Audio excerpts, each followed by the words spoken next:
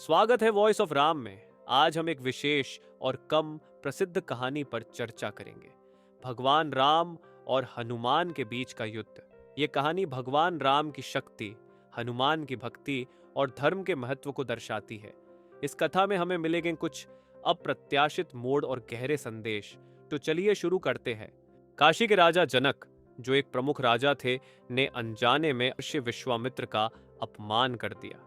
विश्वामित्र, जो अपने तपस्वी गुणों के लिए प्रसिद्ध थे, इस अपमान से नाराज हो गए।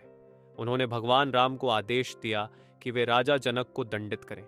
राम, जो अपने गुरु के आदेश को सर्वोपरि मानते थे, इस आदेश को पूरा करने के लिए तैयार हो गए। राजा जनक अपनी जान बचाने के लिए अंजना, हनुमान की मां की शरण में गए। अंजना ने वचन दिया कि उनके बेटे हनुमान उनके शरण में राजा की रक्षा करेंगे।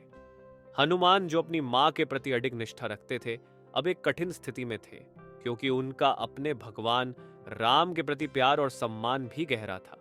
हनुमान और राम के बीच एक संघर्ष की स्थिति उत्पन्न हो गई।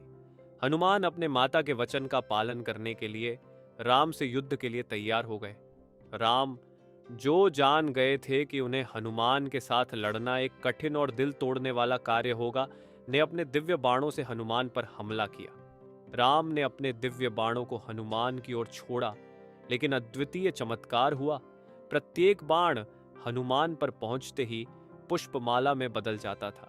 यह चमत्कार हनुमान के राम के नाम के निरंतर जप के कारण था, जो उनके लिए एक अजेय कवच बन गया था।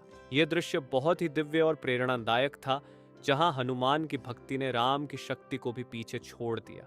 युद्ध की इस कठिन स्थिति को देखते हुए देवता हस्तक्षेप करते हैं। वे विश्वामित्र को धर्म और क्षमा के महत्व की याद दिलाते हैं। विश्वामित्र इस दिव्य शिक्षण को समझकर राजा जनक को क्षमा कर देते हैं। राम हनुमान की अटूट भक्ति से प्रभावित होकर युद्ध को समाप्त करते हैं और हनुमान को गले लगाते हैं। इस कहानी का निष्कर्ष हमें सिखाता है कि सच्ची भक्ति सभी बाधाओं को पार कर सकती है। यह भी दिखाता है कि धार्मिक और भक्ति के उच्चतम रूप अंततः सच्चे समाधान की ओर ले जाते हैं। राम और हनुमान की यह कहानी एक आदर्श उदाहरण है कि कैसे दिव्य प्रेम और भक्ति ने संघर्ष को शांति में बदल दिया। अगर आपको यह कहानी पसंद आई हो तो कृपया लाइक, शेयर और सब्सक्राइब करें। हमें कमेंट में बताएं कि आप कौन सी अन्य कहानियां सुनना चाहेंगे। तब तक के लिए धन्यवाद। जय श्री राम।